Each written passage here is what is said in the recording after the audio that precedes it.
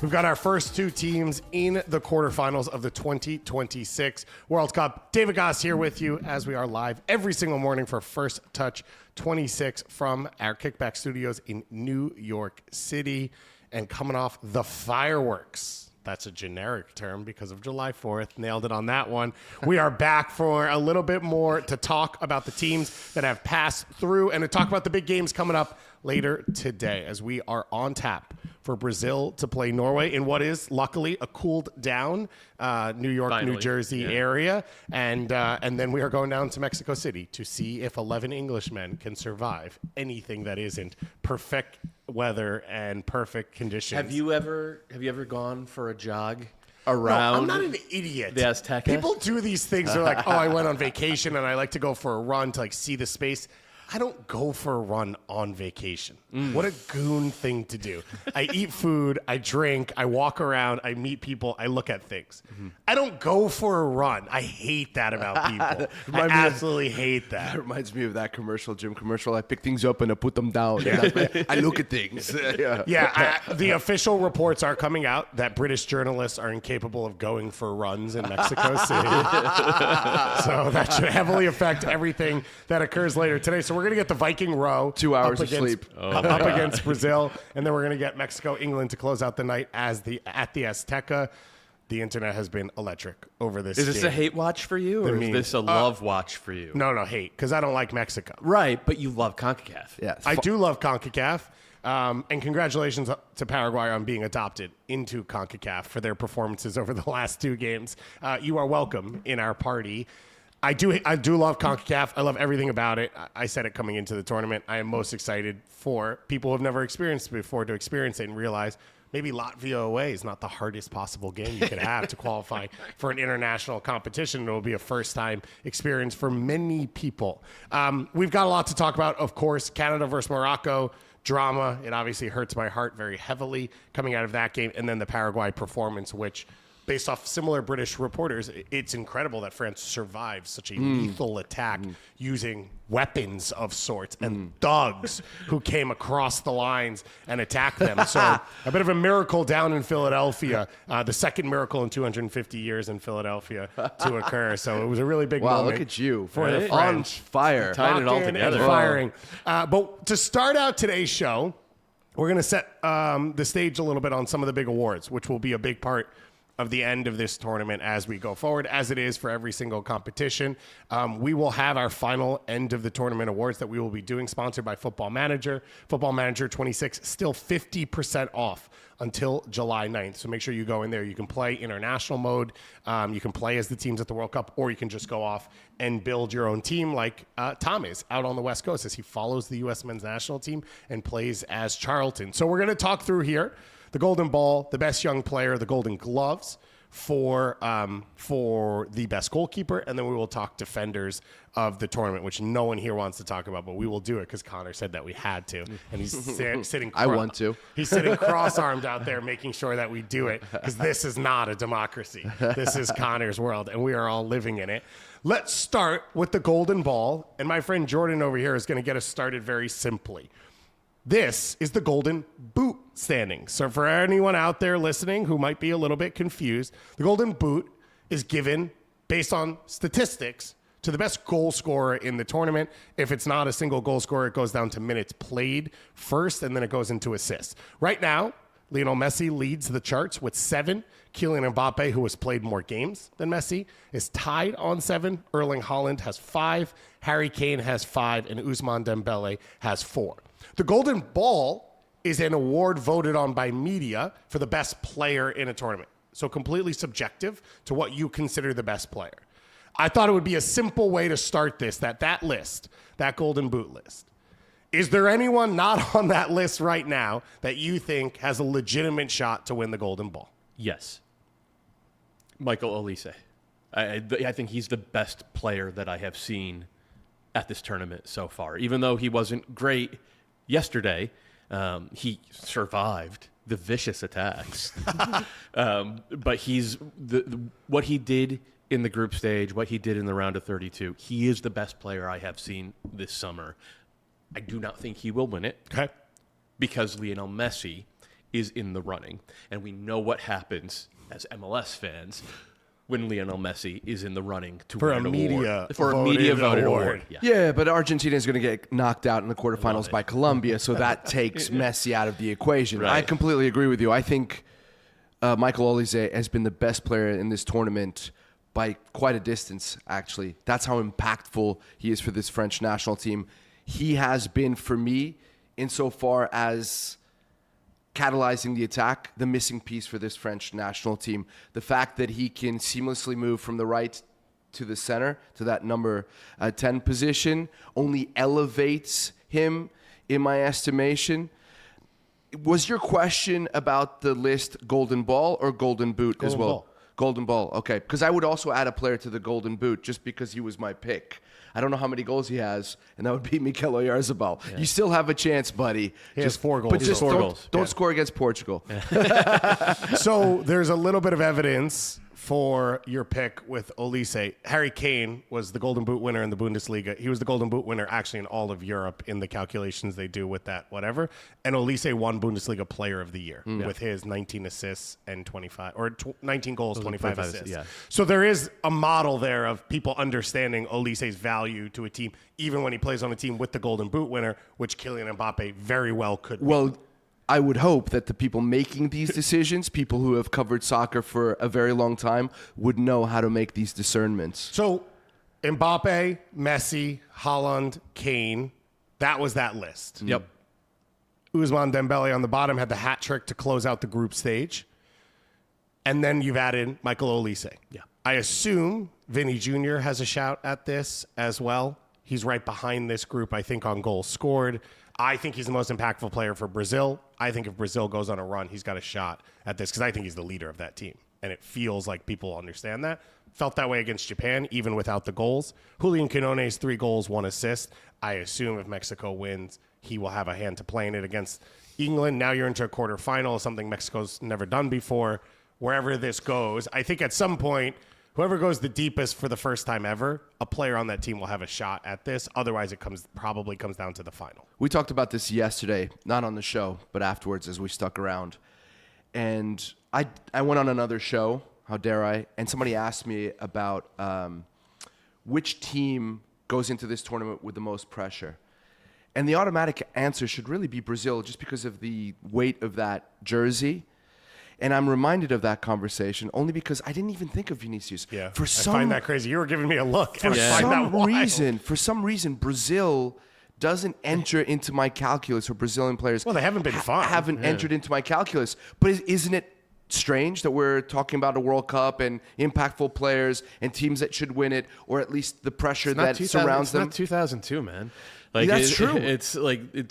This is a different era for Brazil. I think even Brazilian fans aren't particularly psyched on this team. Vinny's a great player. He is a level below what we've seen from Olise, Mbappe, Messi. Yeah, but here's the thing. Oh, yeah.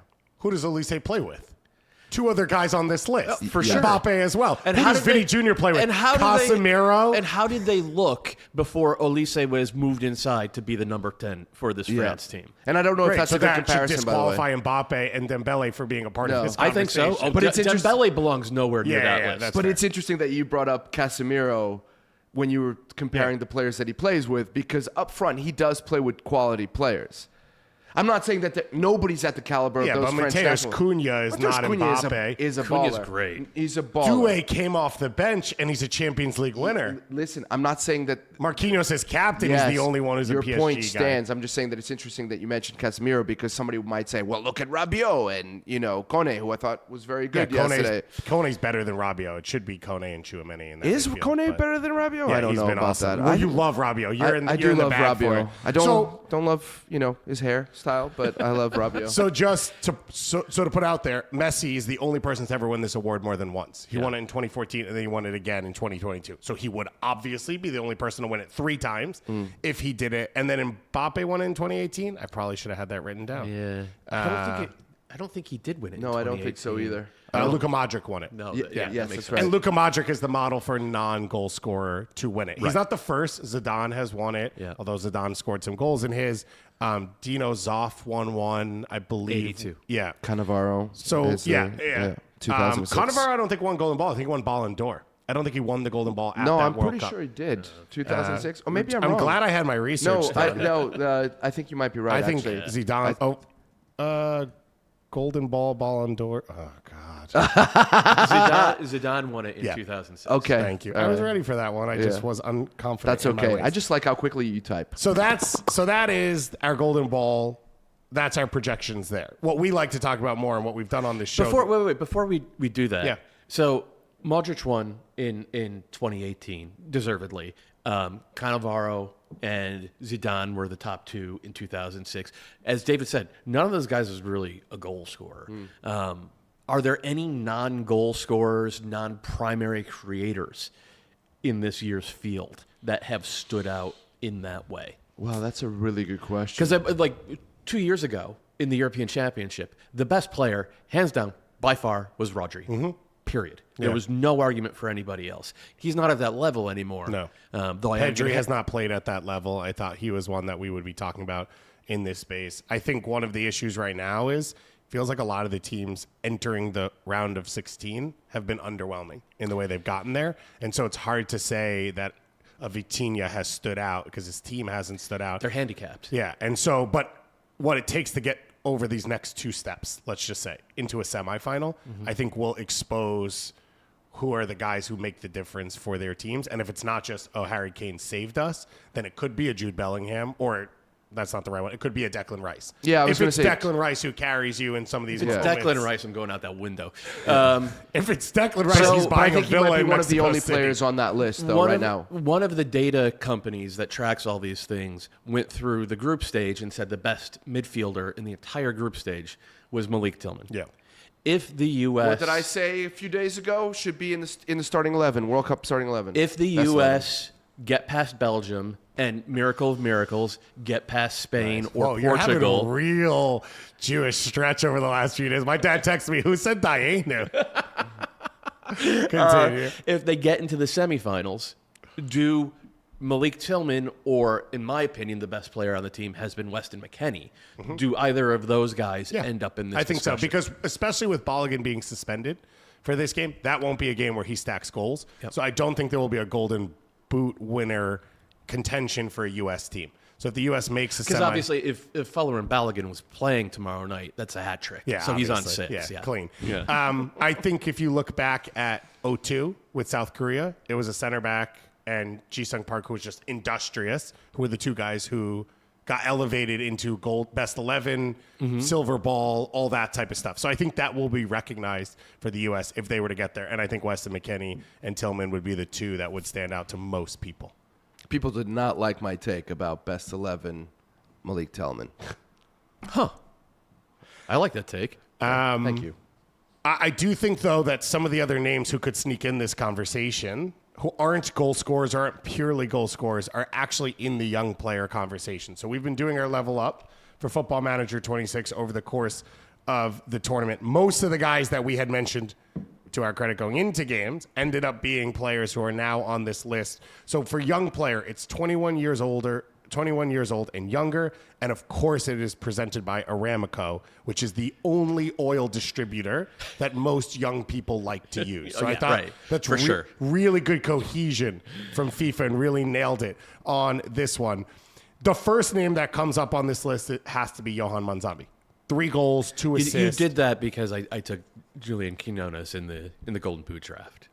I'm not taking it. Okay, all right. He is the best player on his team. And I say that in saying if Switzerland goes to a semifinal, Johan Manzambi is in a golden ball conversation. He is, in terms of best young player, I think he is like Secretariat at the Belmont in this tournament, just like lapping the field. He has been spectacular for a team that 0 people enjoyed watching coming into this tournament, and he has elevated them in literally every phase of play to the point that even their dumbass coach finally put him into the starting lineup. I think that's a great shout. I would put Buati in there. Yeah. I thought his performance against Brazil was stellar. Has he been at that level since? I don't think so. And in the last game against Canada, He came out in the 63rd. wasn't his best, but that had to do not necessarily with him, but the collective, the Moroccan collective, and how well Canada played in the first half. The other one is Alex Freeman. I think the way he's defended, the fact that he's been also impactful in the attacking third, scoring against Australia, I think he has to be in the conversation. Is he at the same level as those two guys? No. And the preference, even though just a few minutes ago we were talking about who are those players who don't score goals, who don't get assists, who could be in the conversation, the preference is always for a more attacking player. Right. So the point I would make about Alex Freeman, and I think he's fantastic, and his ascent over the past year is one of the keys to the U.S. playing at this level. Like, he could have done better on the one goal Paraguay scored, and he could have done better on Turkey's game winner. Yeah. So, like, those are two pretty, okay. I'm actually kind of glad they happened because he's a kid who learns really, really fast, like on the fly. And I think he's better because of that. But if you're comparing him for golden ball purposes or best young player purposes, I think those are marks against him. Let me just add one thing about Alex Freeman. He's also playing in a system that requires him to do a lot of thinking. Everything. Right? So that's important. Because when we talk about defenders, I mean, there's a variety of defensive profiles depending on systems, right? Yeah. You're already laughing because you think I'm about to start talking about the next thing.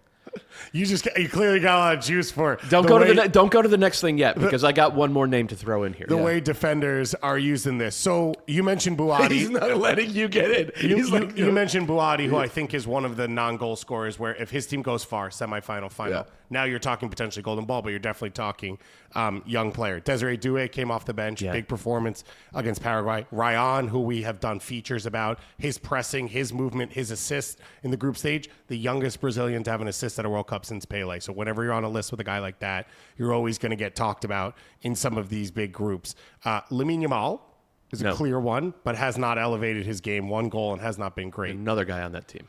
Okay. Spain have yet to give up a goal. Yeah. Their starting center back going 90 every single game is Pau Cubarsí. And he's a right-footed Catalan Tim Ream out there. He's a little bit undersized, not super athletic. That's a really good comparison. He reads everything 3 steps ahead of everybody else does. His distribution is what gets Spain out of any kind of, you can't press Spain, right? And he gets them out of one bind after another, and not in simple ways, in ways that actually break lines and changes the way you have to defend this team. I actually think if I couldn't vote for Manzambi, I think I would vote for Pau Cubarsí for best young player, and he might also be best defender. That's a great shout. We're going to talk about Golden Gloves in a moment, and obviously Spain will have a huge factor there in not conceding a goal so far. The other name that we didn't have in here so far, 2 more. One was Yan Diomande. He ends up with just 1 assist. He only plays the 4 games, so probably be pretty hard for him to get there, but he clearly has elevated. I think he, for young players, is arguably the most important to his team because he was the lead point of the attack for the Ivory Coast. And then the last one is someone who is emerging now and could have a really big day, which is Gilberto Moura. He's the youngest player at this World Cup. He stepped in as a starter for the first time to end the group stage against Czechia in a game they'd already won. He did enough to earn a spot in the biggest game maybe in Mexican World Cup history in that game against Ecuador. He comes out the gate flying after the weather delay and all the other stuff inside of it. And as the youngest player at this tournament, I would expect to see him start once again against England. It is a huge deal for Mexican soccer that they have a player even in this conversation, and one where if they keep moving on, he probably has a legitimate chance to be a finalist. I think so. Certainly, if they get to the past England and into the quarterfinals, his name is in the mix. 24 years ago, Landon Donovan won Young Player of the tournament, and that was only a quarterfinal run. So he's right there if he puts up numbers and if he bosses this game against England the way he bossed the midfield against Ecuador.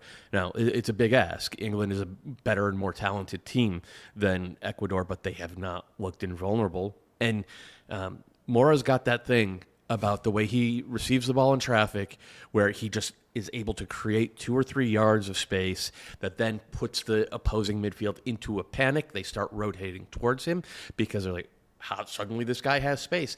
And then he has the ability to pick passes off of that puts his attackers into better positions. And it's a force magnifying effect. And it's why I just love watching number 10s play. They have that, sixth sense about all of this stuff, and they connect their players, their attackers with the ball. And that's what we saw against a really great defensive Ecuador team. Gilberto Mora just ripped them up. I was thinking about Mora coming in today and just what elevates him. And the one thing that stands out to me is also precision of movements, if that makes sense. He seems to always occupy the right space and make the right run. There was a triangulation early on in that game against Ecuador where he was effervescent, where I just thought, man, every single step you took with and without the ball was the right one, and nobody could track you. And there was, I think I know what you're talking about, it was along the right side. Yes. And there was, the Ecuador defenders looked around trying to figure out what they got wrong. We're talking about 3 Champions Because League it was finalists. There was traffic there. But they're looking around saying, what's going on? Right. Where Mora understood, I'm going to play at pace. I'm going to make these guys suffer. And it was veteran stuff. Yep. And it's soccer IQ that's off the charts with him, which is why he is the youngest player in the history of soccer to win a senior international tournament. Younger than Lamine Yamal, younger than Pele. That's the list he's on. We're not talking Chicharito. I don't even think we're talking Cuauhtémoc Blanco. We're talking Hugo Sanchez when we start to compare this guy, because Real Madrid is looking, Man City is looking, Rafa Manchester Marquez. United is looking. And I will implore him again, don't go to any of those teams. Go to Portugal. Go to Como. Live on a lake. That's a actually a little pretty bit. good idea. Play for Sask. Hang out. I mean, if have you a look good at what time. Como did for Nico Actually, Paz. Yes, actually, that's a fantastic shout. Look at you. Yeah. Hey, Connoisseur. I've already got Thomas Christensen to Ecuador, so I'm kind of on a bit of a run. Right? So just listen, matchmaker, Wait a minute, you're gonna be my matchmaker, agent make too? me Wait a minute, that match. happened? That's happened? Well, we think it's going to happen. Oh, wow. Yeah. All right, let's move to Golden Gloves. Let's start where Doyle brought us on the young player. We're going to start with Unai Simon, who has yet to concede a goal in 4 games. He leads the list on clean sheets. Now, he leads the list because Raul Rangel didn't play a full game in the end of the group stage in honor of El Patron Saint in Memo Ochoa. What a moment. So he only gets 3 clean sheets, but he's obviously played 4 games and yet to concede a goal. Is Simon's spot to lose at this point? I think it's Vojinha, right? If you were going to pick one, the best so goalkeeper. Vojinha is first in saves. He's Yeah. conceded 5 goals in the tournament and is now out. Yeah. I still think it's Don't him. forget what Michael Cox said. Was it with you? Who said that Michael Me. Cox? Was it He you? said he wasn't that good. I He don't wasn't know. that good? Yeah. For me, it's Diogo Costa. Yeah. He's For been a couple fantastic. of reasons. One, he is among the top 3 in goals prevented or top 4. But also how he's shown up in important moments for Portugal when their defense hasn't looked particularly good. Yeah. And with the amount of pressure that is on the team to do something in this tournament. So he'd be my pick. I know I'm a little bit biased, but I've had my issues with Costa, despite the fact that he saved 3 penalties in a Euro. I think he has some lapses, but I think he's been really, really strong. And I'm actually surprised that his goals saved metric isn't higher. So you mentioned Vojinha, who's first in saves, along with Eloy Room, who obviously didn't get out of the did it group all in stage, one so only game, 3 yeah. games. Did it all in one game and conceded 8 goals across the other 2. And then Orlando Heel, who had a huge game for Paraguay against France, will finish right now when he leaves the tournament top 2 in saves at that moment. And I thought that double save against Mbappe Tremendous. is something else. Yeah. And that's one where, it's instincts, it's right moment, it's shot placement, but to get up and get ready for that second save, that's like the thing you work on 7 days a That week. might actually put him on top of everybody because people are going to remember that double save. They'll also remember the fact that he threw the ball at Kylian Mbappe, which for me just elevates him even more. Interesting what Gustavo Alfaro said after the game about him. He was talking about the style of play that Paraguay, we'll talk about that, was reduced to. Let's use that word. And he mentioned different players and where they were even a year ago or 2 years ago. And he said, this is a guy who nobody knew, who had to sell his jersey in order to pay for treatment for his daughter. And all of a sudden, he becomes one of the stars of this World Cup. And his life, like Vojinha's, but in a different way, will be transformed forever. He's going to get a move somewhere. Yeah. Yeah. Oh, yeah. Well, he's at San Lorenzo now. He's only 26 years old. Yeah. And he's he's at the very least heading towards Corinthians or Cruzeiro or one of the I was big. going to say Atletico San Luis to then jump to Monterrey. Fair, yeah. But That's money. yeah, no. I'm saying Atletico Madrid. Let me ask you this: Is Golden Gloves voted on by media in the same way Golden Ball is? I actually don't know the answer to that We question. had this written Must down, be. and I didn't bring it in. And now I'm looking at baseball stuff. Wow. So we'll get back to you. Yeah. I'm really glad we had this moment. Let's all get. Let's all get a computer. This is according to an AI overview. The World Cup Golden Glove is not voted on by media. It's decided by the FIFA Technical Study That's correct, Group. which is Wenger's group, which Luke de Frugal will win. Okay, so How did you say wrangle? I imagine him with a Rangel? cowboy hat. Come on, bro. He's from El Paso. if this was a voted on by media award, Vozinho would win. Vozinho would Yeah, win yeah. by a million. But Not Michael Instead, Cox. it's by He wouldn't the vote for soccer him. hater Arsene Wenger, You're right. king of the that offside actually rule. makes Diego Costa maybe the leader. Yeah. He's also so good looking. Okay, let's finish with defender. This is more arbitrary because it's harder to come to a specific list, so I'm just going to let you each pick some. I assume yours is Pau Kubarsi, where we stand right now.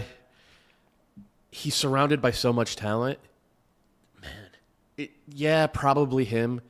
I will say, I think Tim Ream's got a shout in this. He's been incredible on both sides of the ball. His distribution, the ability to get the U.S. upfield in rhythm. The issue is it hasn't happened yet against top quality opposition. So, of course, compare what he did to Paraguay with his ball movement to what France was able to do or Germany was able to do against Paraguay. I want to take this moment to sink my teeth into all the American soccer trolls who have been calling for Tim Ream to be expelled from this national team. For years, I've been shouting his praises. I think he is a terrific and complete defender. I think he's one of the smartest defenders in U.S. soccer. And I don't mean that just national team. I mean that we've seen in MLS. So amazing. Let me just make the statement that I made outside that Connor was so happy about. When it comes to defender in a tournament or defender of the year, I think we need to start leaving fullbacks out of the equation because modern football expects so much more attacking from fullbacks that I think it tilts the field in their favor. If you look at MLS, guys like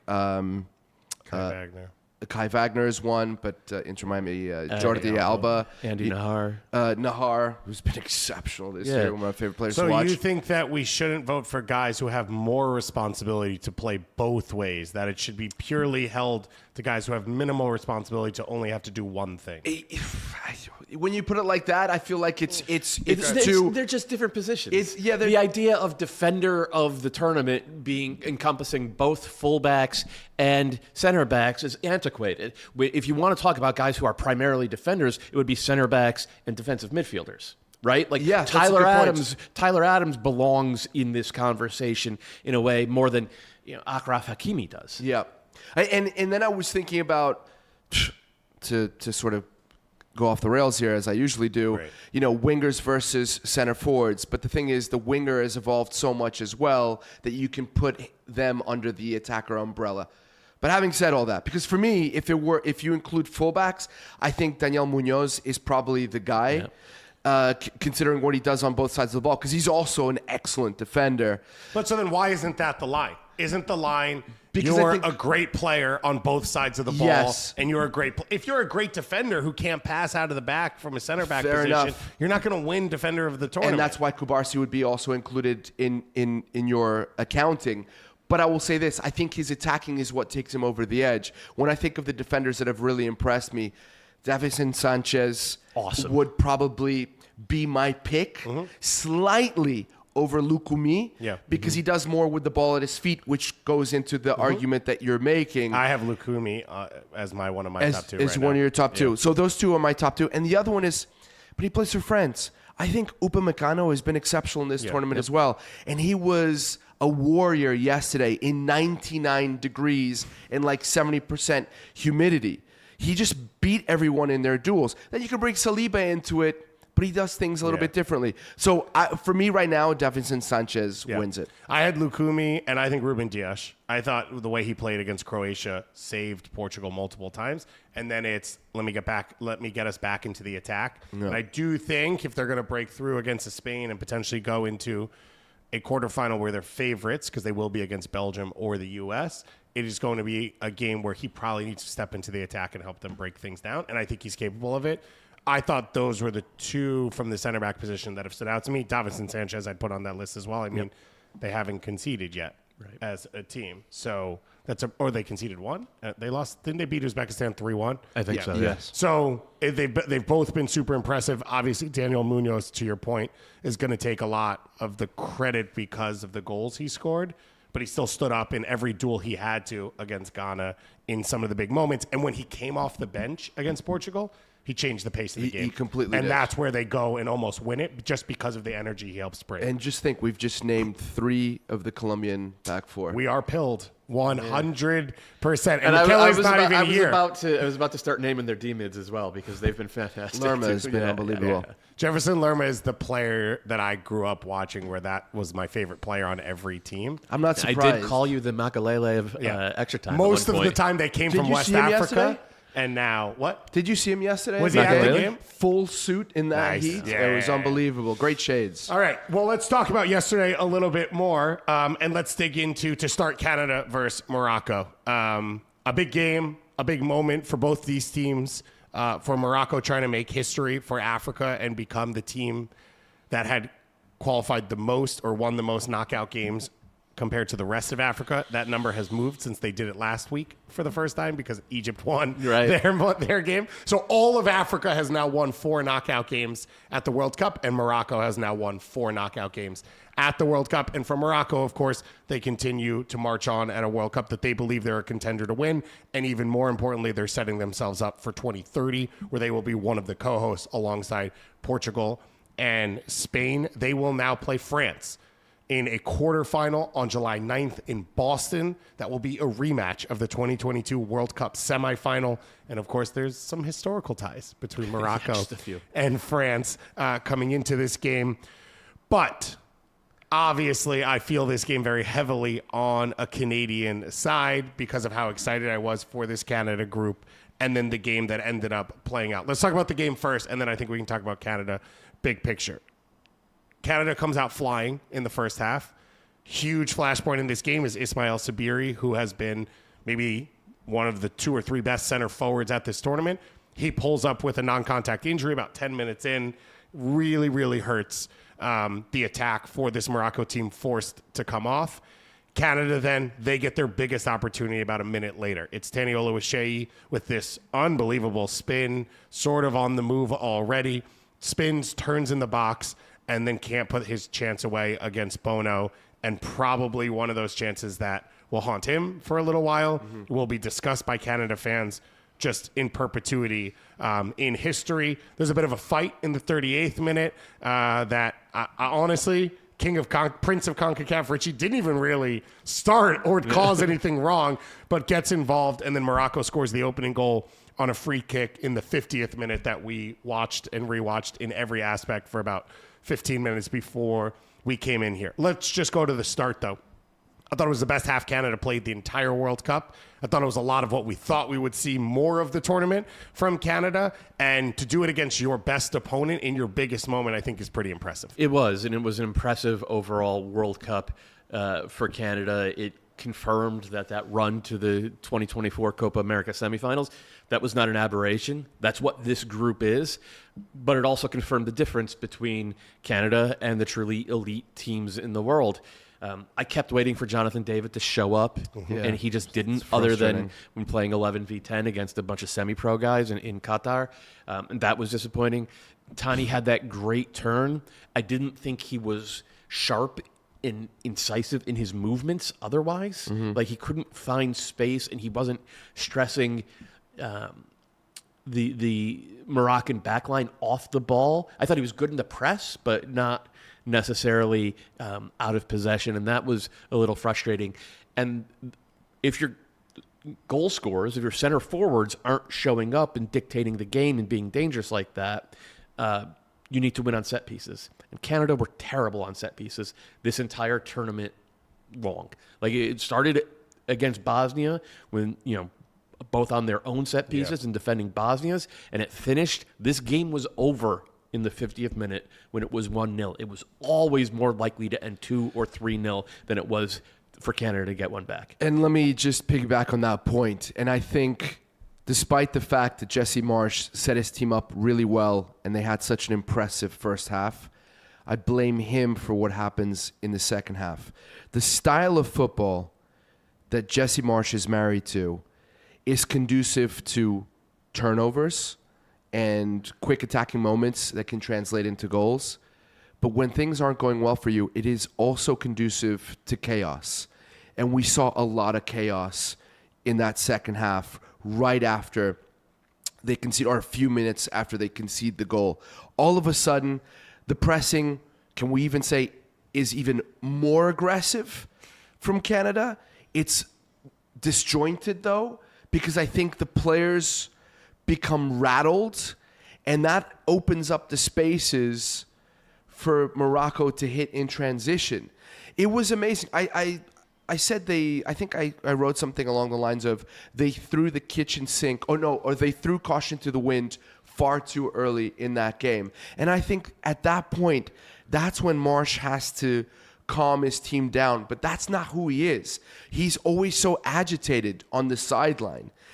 And so in those moments for teams, it is imperative to have somebody in the technical area who can transmit some calm onto the team, and that doesn't happen. See, I didn't feel it was that. Like, I didn't think Canada looked frazzled. I thought they kept fighting and they put Morocco under some pressure, even though it wasn't super well constructed. I thought the big issue was that Ouabi, the Moroccan head coach, he made a couple of really nice and I thought clever tactical shifts in their build-out. One of them was pushing Hakimi wider and higher just in their base setup, and then they were dropping Unahi, who was an attacking midfielder, all the way almost to that right center back position in a 3 during build-outs. And that's really tough to track, no matter what your formation is, no matter how committed you are.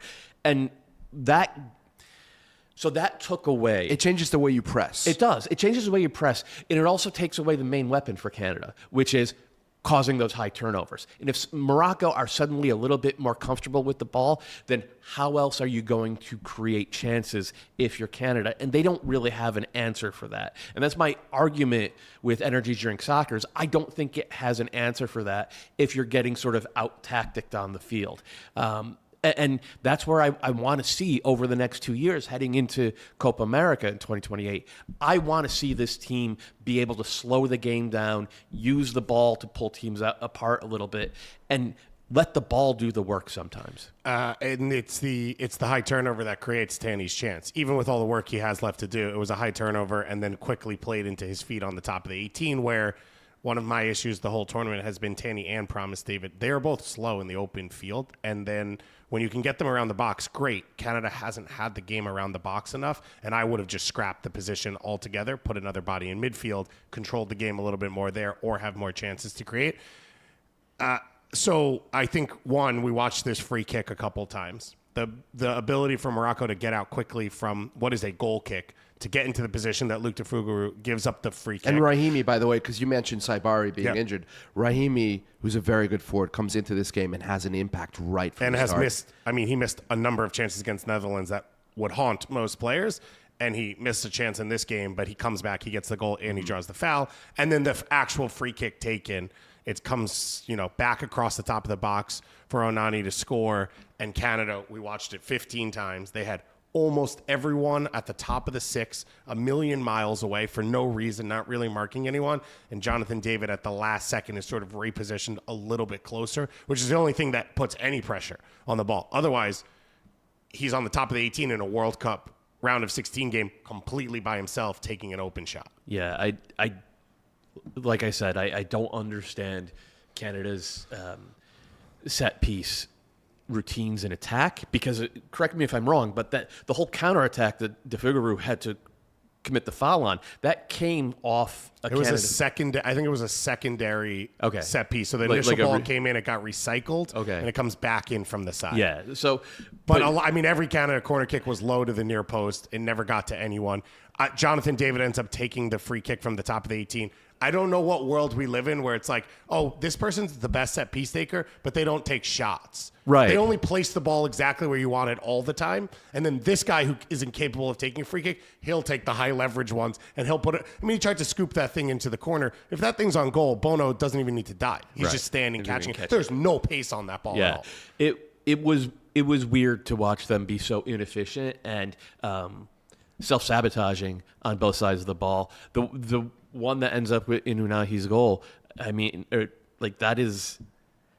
I would be livid if I was watching a UConn game and I saw UConn, which is a college team, defend a set piece like that. It can't happen. You have to have somebody at the top of the box. And, Buati is there semi-occupying Jonathan David. So you're kind of defending 2v3.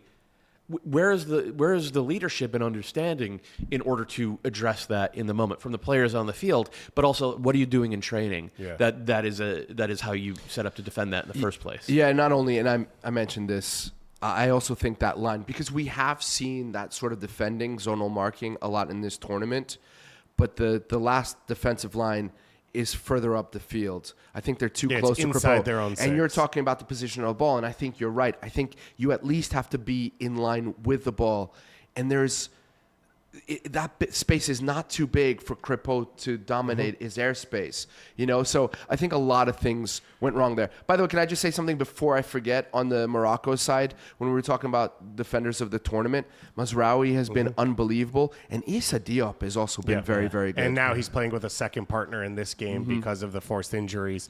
So I think an even more elevated performance. Bono had a fantastic game. Obviously born in Montreal. That was a huge storyline. He gave a really nice message to the Canadian fans after the game. And Morocco gave a pretty good difference of where Canada has come in 4 years because they played in the group stage at the last World Cup. And Morocco's coach said after the game, everything I was told about what it was like in 2022, it was not like that. They said they were open, they were easy to play against, right? John Herdman went out, he overextended the game, and that wasn't the case in this one. And Morocco really suffered. I think you see the experience of Morocco, both from AFCON and from the World Cup, that they understood, okay, this isn't our day. It's not Netherlands. We're not going to play with it. Let's just survive. And even against Netherlands, they had to survive through penalty kicks. This feels like a really battle-tested tournament team that understands the quality of the soccer is not always what's important. It's moving into the next game. I'm a little bit surprised by something that Morocco didn't do. They tried it on a couple of occasions, and I thought it was going to be the way forward in the first half to relieve some pressure on the back line, which was to go direct and try and win second balls. They did the couple of times that they did it, it was semi-effective in that they won the second balls, nothing came out of it. Yeah. So I thought, okay, there's the plan for the next 20, 25 minutes so that you give that back line a little bit of a rest. I think part of it was Unahi was dropping so deep to help in the build-out so that they were harder to press.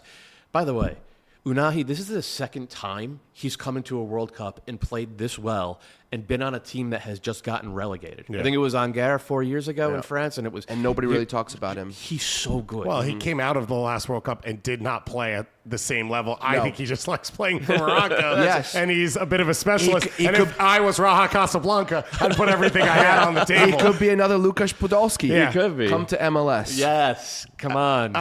I love that guy. Charlotte He's FC. so good. So Yeah. Brahim Diaz helps create the second goal. Creates good the in this counterattack on his own. I have real problems, I think, with Jacob Schaffelberg's defending on that goal. I think he gets back into position with no intention of making a tackle. Diaz comes inside, so he's late to react, and now the layoff's there, and you get Onana, he gets his second goal, and then the last one to put it away. Canada's pushing everything forward.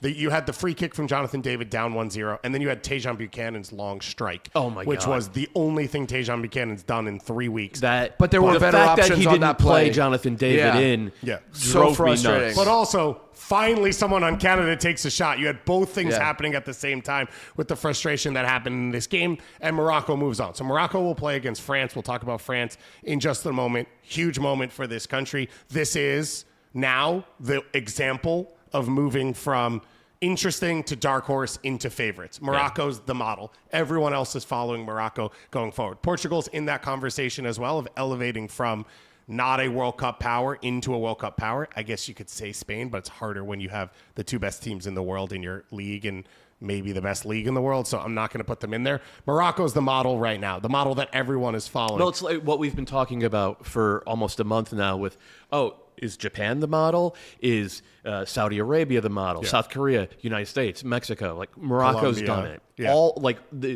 the thing that we've all been aiming for, the thing that we talked about 4 years ago when we were doing those broadcasts, those podcasts, about how it's really just a group of like 8 or 9 teams in the entire world that actually have a chance.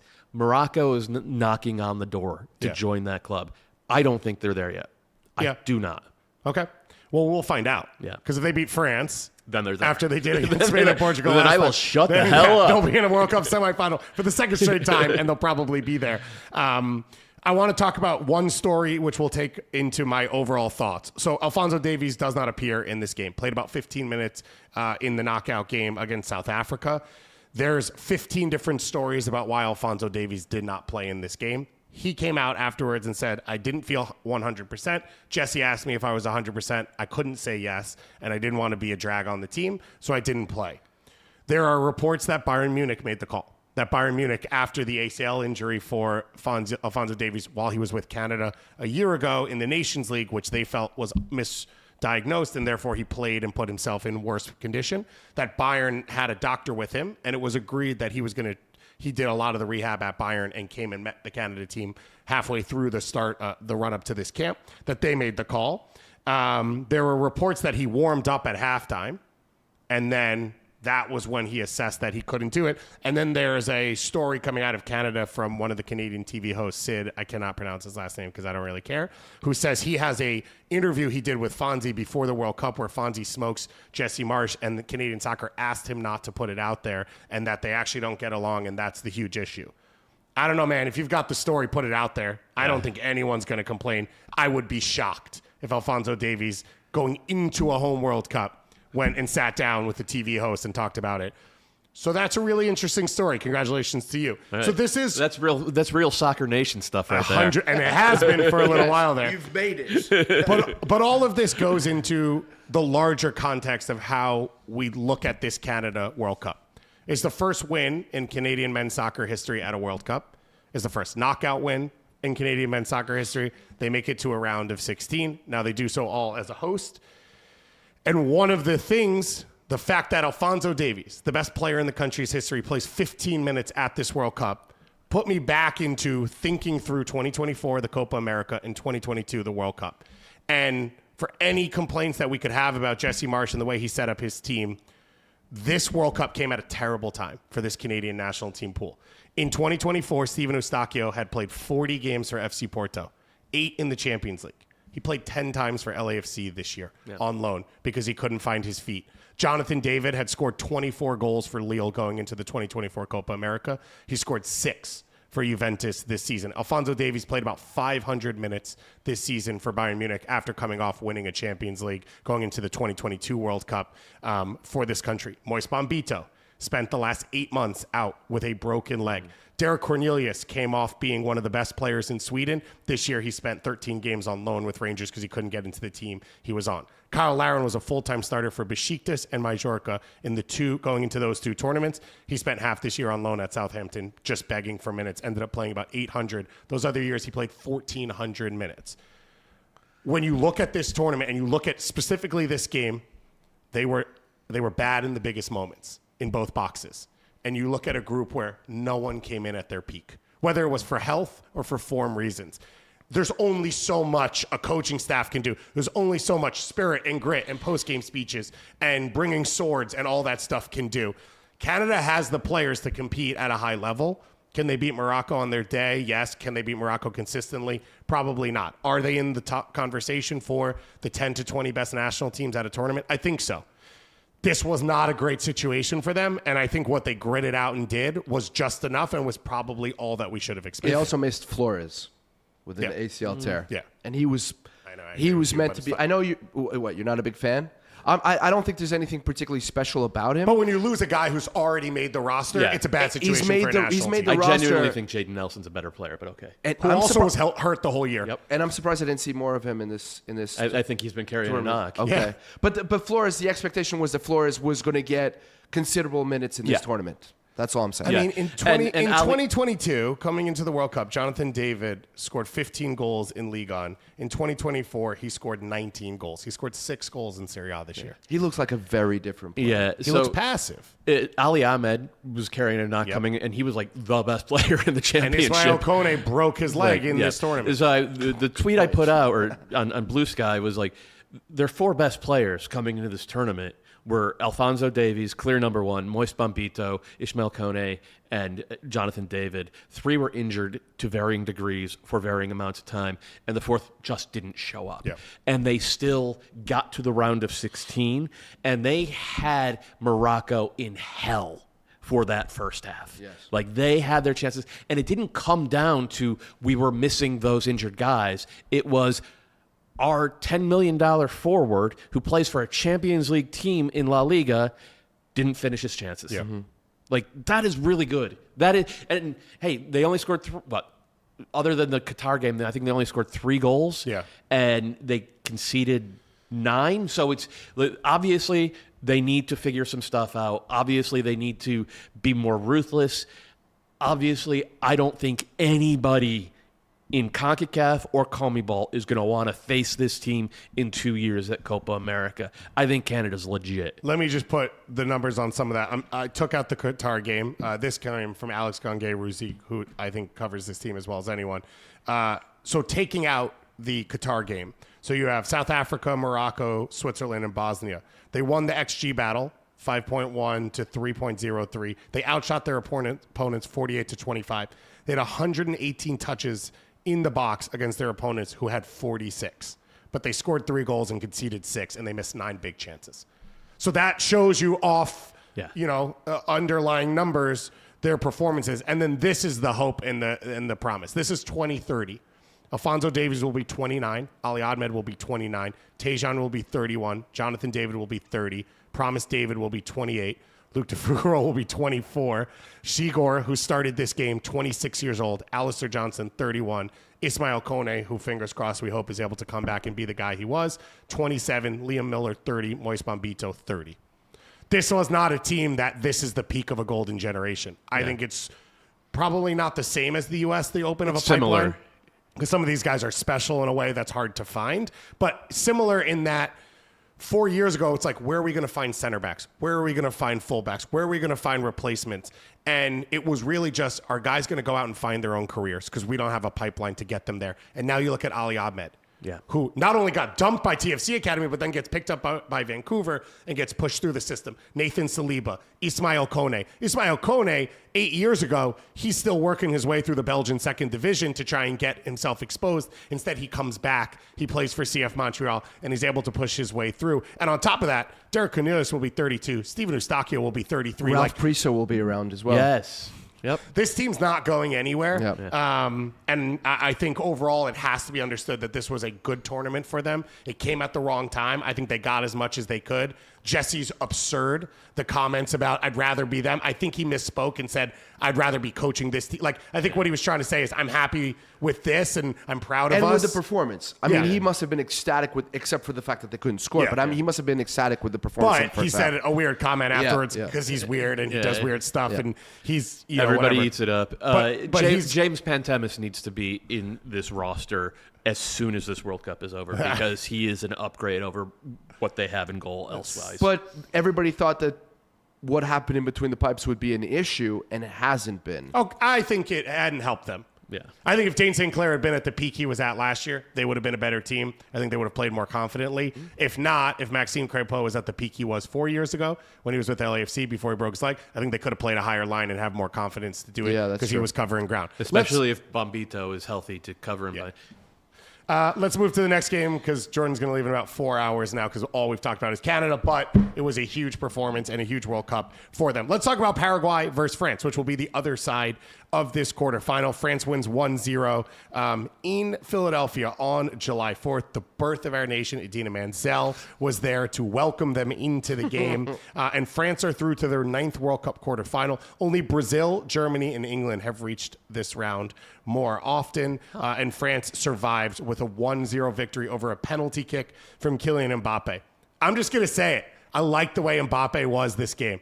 I like the BS from him, and I like the way post-game he had the energy, because we've seen this tournament. Poch was an example of, like, teams don't win the way you want, and it's like sadness comes on them. And I think Mbappe led the charge immediately with, we got through to the next round of the World Cup. That's all that matters. Don't talk to me about any other bullshit. He was hyped up, and then he refused to shake the Paraguay in his hands, which I love. Yeah. You're going to be in my face about this the whole game, then you can suck it up. You want an autograph, you want to change jerseys, pay money, because I'll go do a signing at Dick's Sporting Goods after this. And that's what I like from Kylian Mbappe, and that's leadership stuff. Yes, yeah, I don't disagree. I thought the part with Heel, because I don't think Heel was one of those guys fine. doing that. You know, I would have actually, had I been Heel, but that's just the kind of person I am, and I think you are too, I would have kicked the ball at him and not just thrown it at him, because I would have felt slighted and have aggro issues. I was told by a former student the other day. But I also, on the other side of this, I think there's been gross exaggeration about Paraguay's dark arts. I mean, this is what they've had to rely on. But yes, to your point specifically, and we'll touch on the other things, I did like the way Mbappe acted in this game, in that he didn't get triggered by everything that was happening. The fact that he was smiling at Galarza, who was worth the price of admission. My goodness, I loved watching him. I just wanted him to be everywhere with all his antics and anti-game tactics. So Mbappe, great leadership, winning mentality, and the most important thing, France go through, which they we were all tough. knew they would. They played really tough. They didn't get baited into anything. Right. The ref should never work again. No. I have no problem with what Paraguay did. Agreed. Anybody who's watched CONCACAF, that felt very, very familiar. The fact that they got out of that game without picking up a single card is check the betting lines, check the bank accounts, because that is insane. But I loved what Galarza brought. I hope Atlanta United find a way to keep him. And this is the thing. I think they've already announced that the loan is over, right? The loan is over, but there's been reporting that they're working on a way to get him back. But this is where the DP rule... Price of the brick just went up. Yeah, the DP rule is such a hindrance, because is he worth a DP slot? No. Probably not, but he's also the type of guy who makes the team and thus the league better, and MLS needs to have better mechanisms, simpler mechanisms to get guys like that. He's just entering the prime of his career, and he clearly cares. Yeah. Get him into the league.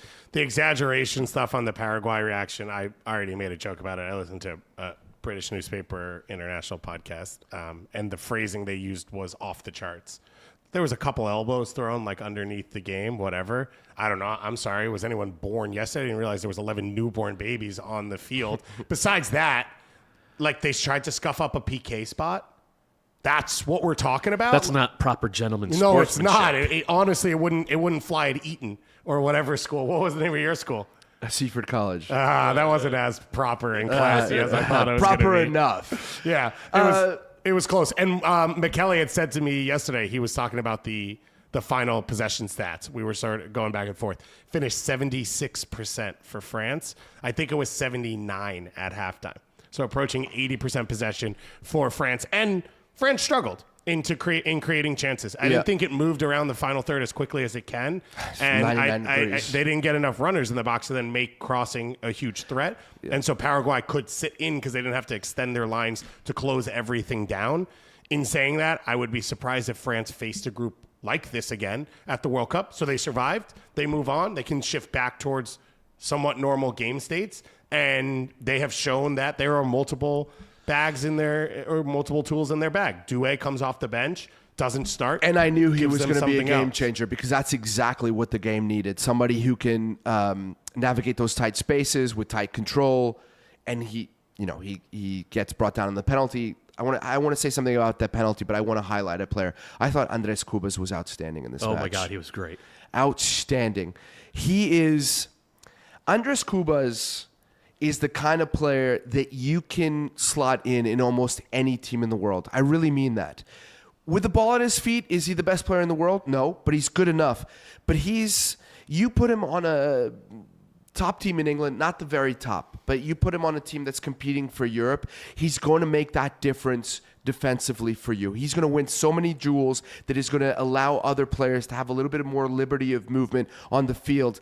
He cut out so many plays where France could have caused serious problems and then allowed Paraguay to break in transition. And this is where I got really frustrated with Paraguay.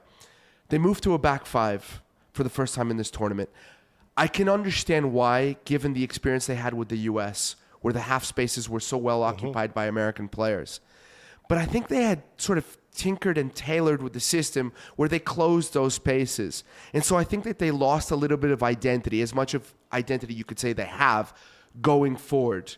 And then I thought that Enciso and Almiron did too much, expended too much energy when going forward in situations where you knew they were headed into a cul-de-sac. They ran into dead ends at full speed. At full speed, and that frustrated me.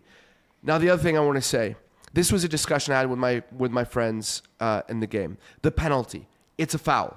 Okay, It is a foul. There's no doubt that it's a foul. But when you watched it in live time and when you watched the replay in live time, it wasn't that easy to discern that it was a foul. Yeah. And so my issue was, yes, it's a foul, but it wasn't called on the fields. And unless you're freeze framing it, unless you're going into slow motion, which again, you're not supposed to do. Whoa, no, please. I don't think you overturn that. I don't know. I'm not sure. Interesting. So what I would say is, freeze frame or not, the reason the foul's called is not because of force, and force is what freeze frame takes context out of. Yeah. It's because of the contact. And so if the contact is missed and then you show the contact, it's a penalty. There's no other conversation around it. Yeah. First, the red card convo around Balogun is the freeze frame takes away the context of he gets pushed off. He's not aiming for anyone. I think that's and there's no force in there. I think that's a good. So it comes closer to the black and white of does it cross the line or does it not. The other aspect of that play, not being called and then called back, immediately after the uncalled foul, there is a turnover and a transition opportunity in which Miguel Almiron tries to go 1v1 against Upamecano. And is brought down. And he outruns him for about 30 yards, and then Upamecano blows right past him. And at the end of the sprint, that was the end for Miggy. So it was a play. It was a play that would not have even stood. If he had beaten Upamecano and scored a goal and made it 1-0 Paraguay, it would have been chalked off. And Paraguay lost their second best player, their best attacker in that moment because of the way the game had been officiated. I think France wins anyway. I'm happy to see the end of Paraguay. They deserve to win. Yes. I'm happy to see the end of Paraguay. You don't want to see that in the latter stages. It's absolutely anti-football. And it was fun. But I wouldn't be super thrilled if I was a Paraguay fan right now. No, but Paraguay was fun. The Germany game was fun. Yeah. I thought they give a foil. If you want to paint France as the hero, then they're a villain. If you want to paint France as the Giants, then they're the David. Whatever it was, they played their role in a lot of this, and they are themes that we enjoy about a World Cup and we enjoy about these games.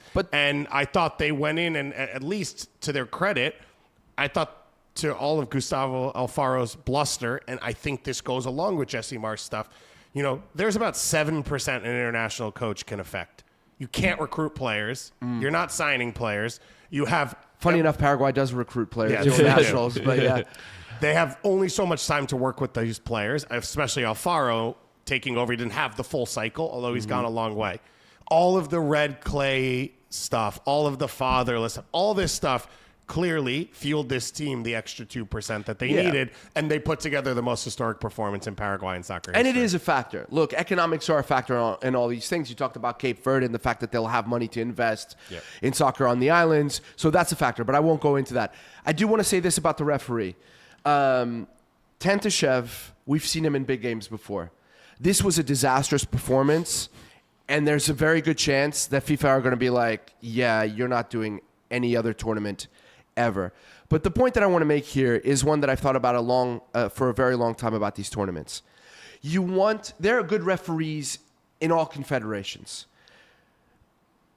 But leagues that referees ref in have different degrees of difficulty and quality. And I think that when you get to these stages of a tournament, you either need referees with a lot of quality who've reffed big games consistently, or at least referees who are somewhat familiar with the style of football that these teams play. So, for example, we've been saying that Paraguay play CONCACAF football. First of all, a lot of people are forgetting that a lot of CONMEBOL football is played this way as well. It's CONCACAF football, right? But why not have a CONCACAF referee for this game? Because it would be Ivan Barton. Yeah, maybe. Although I thought Drew Fisher was great. I thought Drew Fisher suffered at times. I mean, he let Sidney Lopes Cabral go make out with someone in the crowd in the middle of his game. Wouldn't you? No, Would you? That was the guy who read the room. Are you What kidding? we say? The spirit of the game? That was the spirit of the game. Yeah, I understand your point. Having some familiarity with what's about to occur and then having experience dealing with it can help, because his issue was he never dealt with anything Paraguay did, and he always dealt with France's reaction.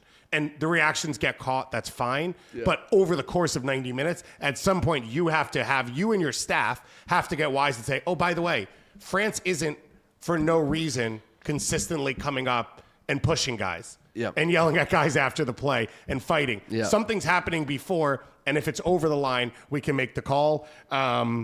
Mbappe, the celebration's great, pointing back, being like, these guys are trying to scuff the spot. It really doesn't matter. I'm putting this thing in the back of the net. And France is now moving on to the World Cup quarterfinals. Was maybe my favorite Mbappe performance ever. Like the way he carried himself. In the mud and then goes for it. In the game. And then his post-game press conference where he talked about, he's like, they thought we were going to show up wearing tuxedos. They thought they were going to bully us. We can get in the dirt. We can play dirty. And to his credit, unlike the people covering this game, he said different people play different ways. Yeah. Everyone has a right to play their way. We played a way that moves to the next round. Yeah. That's the story. Yeah, good for him. That's it. Yeah. And that's how you handle it. The only thing I will say, and here's a little CONCACAF experience that should be gifted to the French.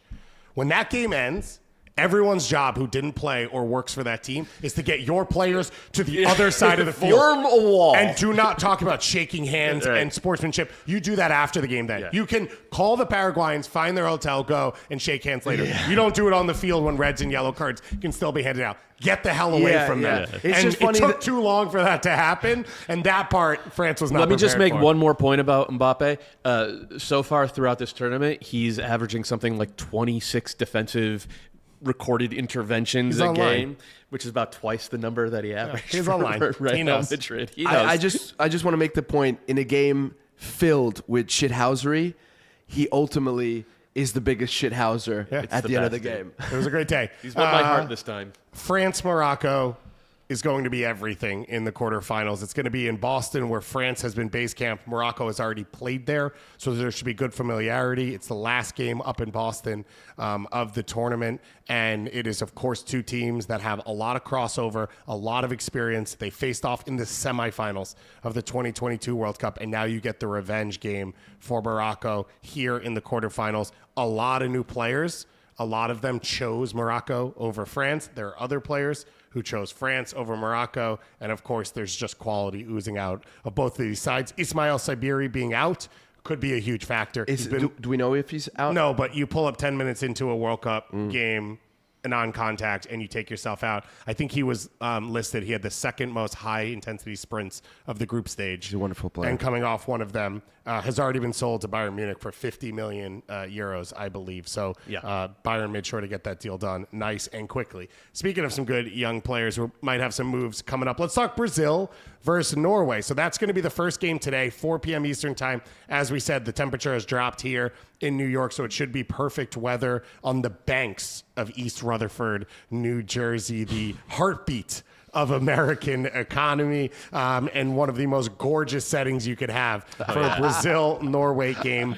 To talk about this one, though, we're going to go back into our Football Manager 26 because we've been talking about the best young players. We talked about the potential Young Player Award winners, and one of them is Antonio Nusa. Antonio Nusa had another big season with RB Leipzig this year. he is a huge reason that Holland has been able to help elevate this team. And the Nusa goal against Ivory Coast is one of those moments that we're going to remember about this World Cup. Delightful. He's one of those players with hypnotizing hips, drops the shoulder, can zig, can zag. He gives Norway in the attack a dimension that nobody else gives the team. And like your favorite Swiss player and like others in the tournament, the wild card that every team needs, particularly those European teams that tend to be a little bit more static, if that makes sense. No, it does. And it before he sort of elevated, it was easy to defend narrow against Norway and just try to take away the center forward pairing. With the threat he presents out wide, even when he's not playing well, and frankly, I didn't think he was that good in the group stage game, but then we saw what he did in the knockout round. One of the top-rated dribblers on Football Manager. He was one of the best in UEFA qualifying. He is one of the fastest players as well. And then reading, everyone thinks I'm going end line for Holland. I'll come inside and I'll score one of the best goals of the tournament at a time when Norway was not in that game against Ivory Coast. And that momentum shift probably saves their opportunity to still be alive in the World Cup. You can download Football Manager 26 International Mode now on Steam, your favorite consoles, PlayStation, Xbox, and Nintendo Switch. And it is 50% off running through July 9th. Antonio Nusa is trying to carry one of the most interesting pieces of history in the global game. Norway are the only team in international football to have played Brazil multiple times and were made undefeated. Whoa. They have played them 4 times. They have won 2. They have drawn 2. The last time, Norway upset Brazil at the 1998 World Cup 2-1 in the group stage. It is like Fjortorf. It was Fjortorf who scored the goal. You are beyond me on that one. Do you remember the big story from that game? It was the penalty kick given by American referee Essie Baharmist for a tug on the jersey of one of the Norwegian players. And it was scandalous in the moment because there wasn't a good angle. And only the next day was it revealed that there was a photo of the Brazilian player grabbing the Norwegian player and dragging him down. So for 24 hours in the middle of the 1998 World Cup, which was already a nightmare for Americans, it was more Americans can't play the game and they can't officiate the game. They're ruining the tournament. So it was the third game of the group stage. Brazil had already won their first 2 games. They finished top of the group on 6 points. Bebeto scored in the 78th. T.A. Flo. Torre Andre Flo scored the opener in the 83rd, and the penalty kick ends up being scored by Ketchel Andre Rekdal. Yeah, but I was Rekdal. I remember, but it was Torre Andre Flo that I was thinking about, and not Fjortorf. Yeah. Physically similar players. Probably won't have a ton of relevance on today's game. I think this is a Brazil team that has some clear struggles through central midfield, and I think they have ways that they can be beat. I don't believe Norway has those tools to take advantage of it. And I think it comes down in justice for Essie Baharmist. Essie, call us. Let's talk about it. I think this one comes down to final third quality from the star players. Holland will get a chance or a half. Nusa probably will be the one who creates it. Odegaard's been fine throughout the tournament. I don't think Odegaard, Berg, and Berge control midfield enough to expose Casemiro in a way that another team will. So I thought adding Berg to the mix and then Odegaard also playing his best game of the tournament against Ivory Coast, I actually think that they can cause some problems. But why do you think Odegaard played his best game against Ivory Coast? Because Berg was added to the mix. Interesting. I think it's because he sat the final game of the group stage, and now these helps. games are coming tighter and higher level. Yeah, well, I mean, that could end up being the case. But also the weather not being 106 degrees today is probably pretty helpful. But my point is that those 3 guys together, I think, balance each other really well. And Berg's so clever in how he moves off the ball and can add that extra runner. And that's what Odegaard needs to be most effective. And because Berg played, Berge was better. Yeah. Again, I'm going to go back to this because, I'm constantly trying to retract about what I said about Berge, about being a player with limitations. I think he can, with Berg on the field alongside Odegaard, Berge can do what he does best. Sit, protect, destroy, simplify the game. He's not asked to do anything else. But my question for this game is the following. You got Nusa on one side, Solbakken continues to insist on Sorloth on the right, and It's got to be Oscar Bob. And I understand why. Because he gives you. Do you? I do. That makes one of us. No, I do understand why. Because you add another player who comes in centrally to hold up play and to win duels, which is something that Norway needs to do. And because he's such a threat when they get the ball wide and set it in. It's a second forward. It's a second 4-4-2, forward. but he drops in and defends out of the right side. Not only is it a second forward, he is simply one of the best finishers in European football, especially with the first touch. He reminds me of Bastos. Do you guys remember Bastos? Of course. The Dutch forward. Sorloth is like that. But in a game like this, where Norway is going to be deprived of the ball, they're going to hit in transition where they play their best football, because you get the best out of Odegaard. Bring in Oscar Bob. Yeah. Play Oscar Bob. Look how good he was off the bench. And then all of a sudden, you have these two dynamic wing players who can take on players. And by doing that, you open up more space for Holland. You force Brazil to defend wide, and you put their fullbacks in a situation where they have to decide, do I go or do I stay? And they're not very good fullbacks. Because if they go, then suddenly Marquinhos or Gabriel has to come out and help, because you don't want to leave anyone defending in isolation on either side. And then suddenly that has an effect of allowing Erling Haaland to get in isolation both on and off the ball. I think it is just the most obvious choice that I'm preemptively angry. It's not going to happen. Yeah. It's not going to happen. Gabriel against Haaland. Yes, please, and thank you. Yeah. Again, those two guys don't like each other. Cannot wait for this game. Yeah, this one has a lot of fun elements to it. Reports are that Rafinha fully trained yesterday. I'd be surprised if you'd start him just because of how well Ryan's played, and then also read the game. When do you need Rafinha? Where do you need him? And the other piece that came out of the last game was he brought Martinelli on. He brought Endrick on. To play centrally. For sure. Which was, I don't think I've ever seen Martinelli play Agreed. centrally. And guess what? He scored the game.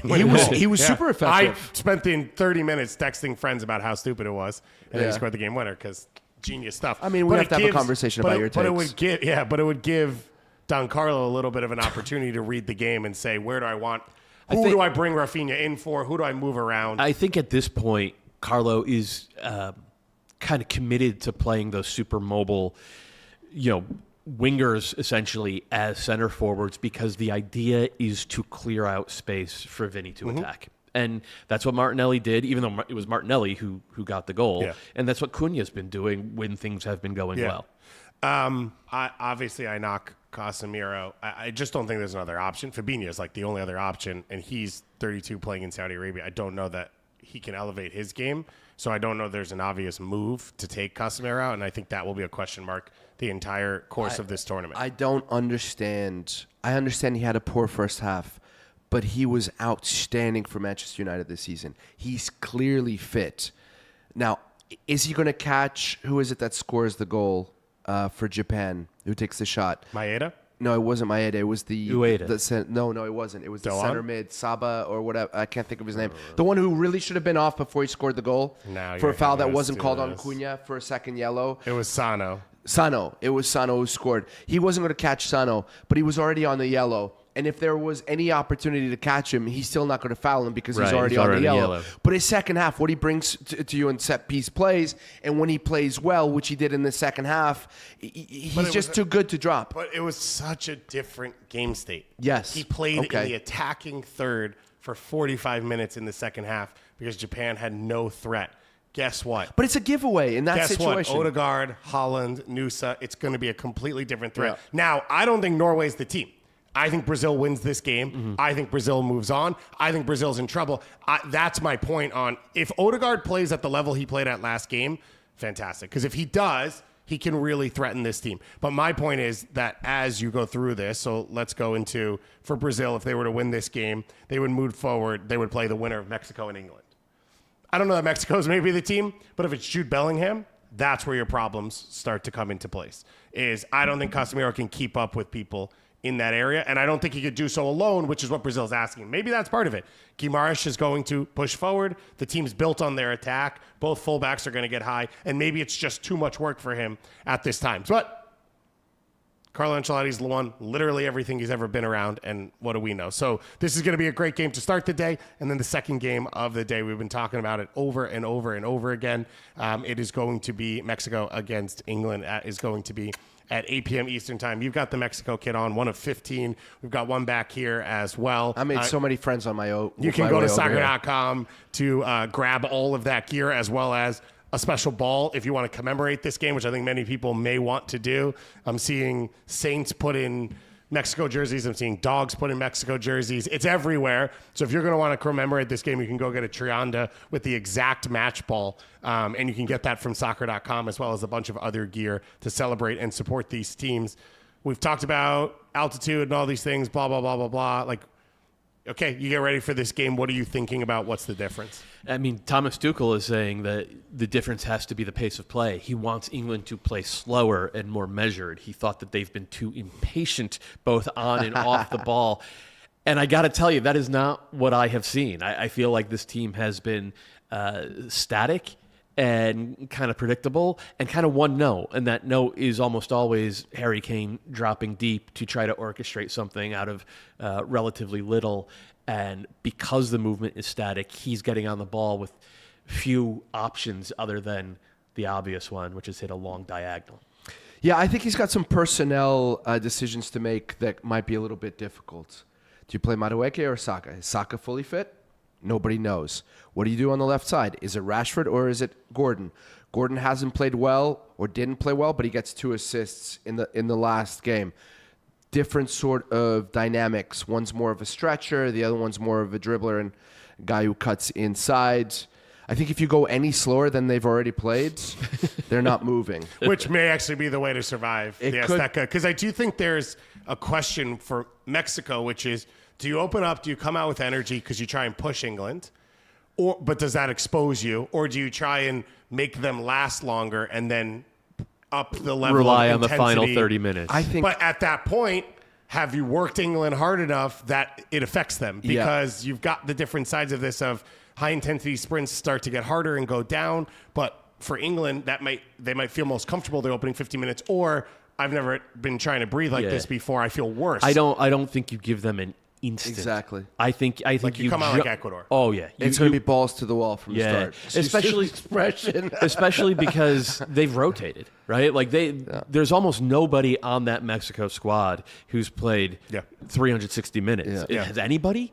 So it's like this is a team that should be fresh, and Aguirre has to weaponize that and get ready for a line change at the 60th minute because you want to keep the pressure on and you want to keep the intensity high and you want to make England suffer over the final half hour. And you have the example against Ecuador. Yeah. Look what happens when you start strong. You can maybe decide the game in the first 25 minutes. Eric Lira is a guy that we haven't spoken enough. He's been outstanding. He's another player. If Mexico beat England and Eric Lira has another good game, anyone who's been paying close attention to Mexico and to all these matches and who isn't completely starstruck by all the superstars in this tournament would say that Eric Lira deserves a look in for best 11. Best 11. One of the best defensive midfielders we've seen at this tournament. Yeah. Roberto Alvarado has played 338 minutes. He leads the team at this tournament so far. Quinones at 330. Jesus Gallardo got that last game off for the most part, so he's at 283. So for the most part, they have rotated. Roberto Alvarado's played incredible in this tournament. Sucks as a player as well, so he's not the one I'd be most worried about. It feels fairly straightforward for Mexico that we're going to see Montez and Vasquez at the center back positions. It feels fairly straightforward that Edson Alvarez, I don't think you really changed much coming out of that game. So there's all these debates we've had, all these question marks. It's hard to see them shift in a different way because they've been so successful. On the England side of things, it seems like Kwanzaa's healthy. Reece James probably not going to make it back for this game. I would assume if he did, you don't start him because that's like a huge ask. And that right back spot has been a bit of a hole both in the attack and defending for this group. Jed Spence really struggled last round against DR Congo. So that could be a big change.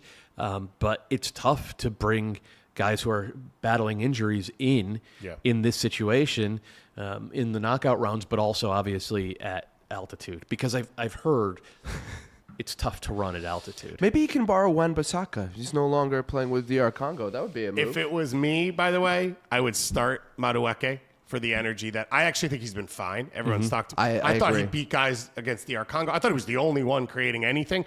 If Saka's available to start, I would start both of them and push one of them to the left. If not, I'd start Anthony Gordon on the left side. I think Rashford's better as a super sub in this group. He watches the game from the sideline. He finds his gaps. He comes in. He'll score goals. He doesn't really create for you. And I think it isolates Harry Kane even more to just be the pure creative. The other aspect of it is Gordon's just going to run in behind time and time and time again. And that at least keeps Mexico honest in terms of, bringing their lineup. Whereas, Rashford stays wide sometimes, but he doesn't attack into the depth. Antonio Gordano, ready for this game. He's already making his Scott McTominay shift from being this northern home nations guy to a Mediterranean-based person, and he's ready to rock and roll.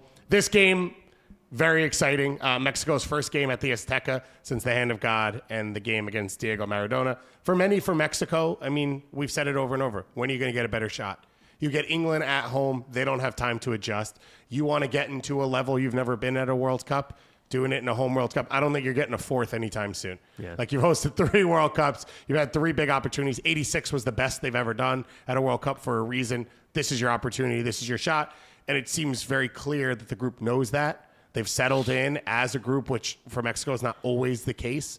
And there's been a lot of talk. I'm watching video right now of fireworks being shot at one of England's 21 hotels that they booked to try and throw people off. With the buses throwing people off as well. Yeah.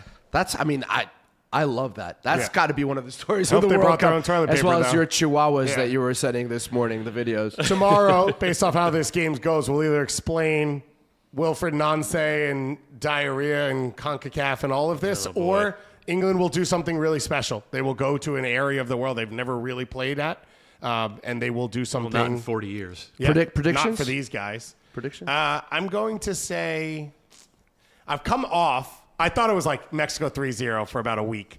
And then yesterday I came off. I'm going to say Mexico 2-1. I'm going to say the same thing. Mexico 2-1 after extra time. 2-0. Oh, I love it.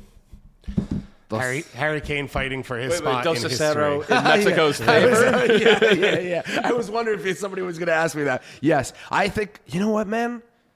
It's Mexico's tournament. Oh, I disagree. I think they're going to land in Miami and they're going to turn to pumpkins. That's good. But they get to be Cinderella for one more night. Yeah, I mean, that in itself is enough. Yeah, it's going to be a blast. It's going to be fun. I'm going to be eating tacos the whole day in honor of it, and I will be back tomorrow alongside some of these beautiful people because the U.S. plays tomorrow. Oh, I had forgotten that. So we'll have a daily live show. We'll talk about the USA game. We'll talk about Belgium. We'll talk about these results. We will also have a live post-game show. Myself, Doyle, and Michele, as we've done every single game, will be back afterwards live on the SoccerWise YouTube channel to talk about whichever direction it goes in. Could be the biggest win in U.S. men's national team history. It could be a loss, and like we did with Canada, we will put it into some context, and we'll be here to commiserate with all of you. So enjoy the games today. Thank you to both of you for being here. Big shout out to everyone else involved, and we'll talk to you again very, very soon.